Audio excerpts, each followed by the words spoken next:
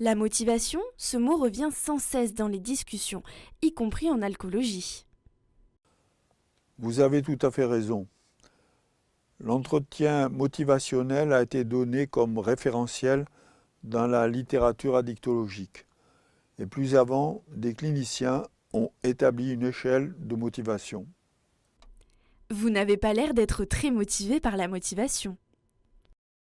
L'expérience apporte quelques bémols au refrain. La mise en jeu de l'instinct de survie l'emporte sur la raison au début.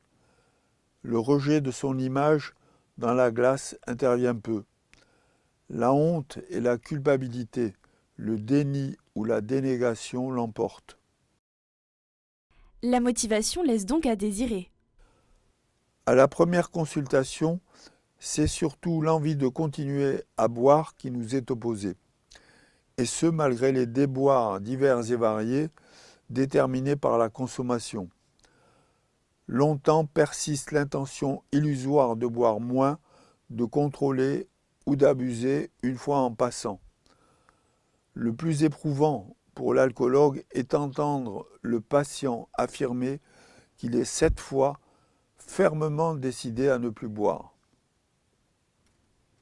Pensez-vous opportun parfois de vous faire l'avocat du diable?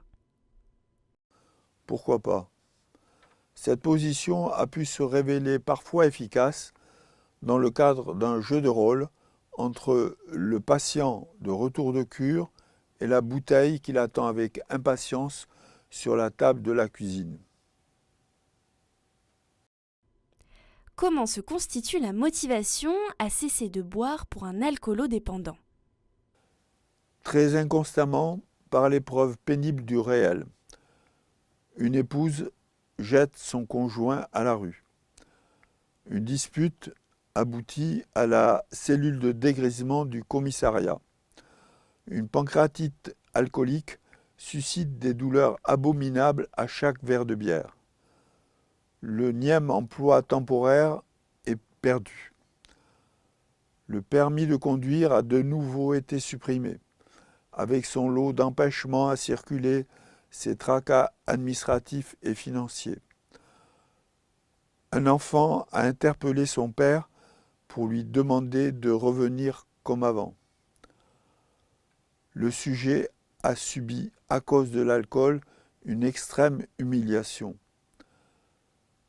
La naissance de la motivation ne procède pas de menaces sans suite, d'un désir extérieur ou d'un exposé scientifique. Comme disent les alcooliques anonymes, il ou elle doit en avoir marre d'en avoir marre. Vous évoquez des circonstances extérieures.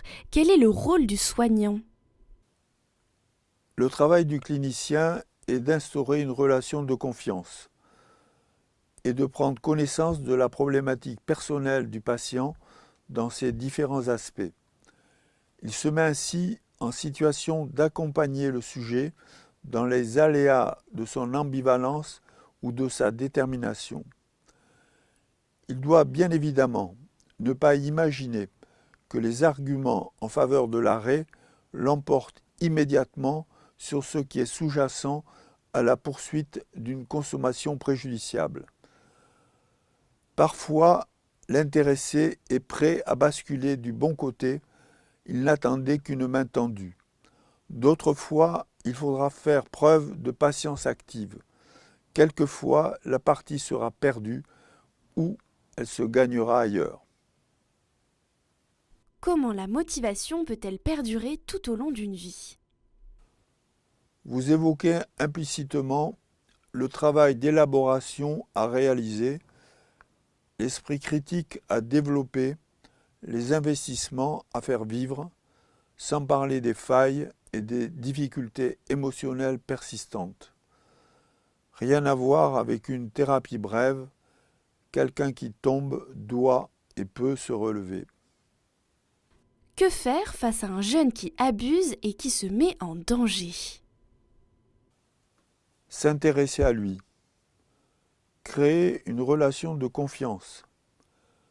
Dialoguer, l'instruire, laisser faire le temps et sa liberté.